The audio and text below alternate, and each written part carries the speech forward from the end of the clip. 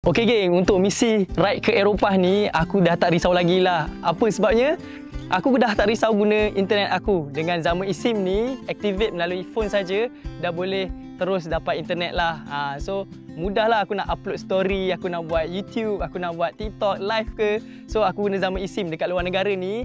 Laju je line dia, memang stable, memang aku rasa smooth lah. Sebab aku pernah guna sebelum ni dan aku guna Zama eSIM untuk penggunaan internet aku. Okay, let's say lah kita nanti ke China, kita tekan je di negara China, please wait, tunggu ada 500 MB. Tapi korang boleh pilih ada unlimited sampai ke bawah ni geng. Korang tengok ada unlimited untuk 7 hari.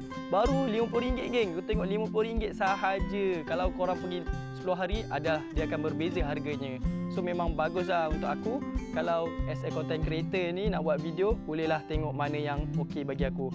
Bukan setakat negara China lah, korang boleh tengok Thailand, Indonesia, Japan, South Korea. So banyak lagi negara-negara yang korang boleh pilih, lebih 120 negara ada di Zama eSIM. Masuk je apps tu, tengoklah negara mana yang korang nak pergi, just tekan klik, lepas tu terus activate dekat korang punya phone.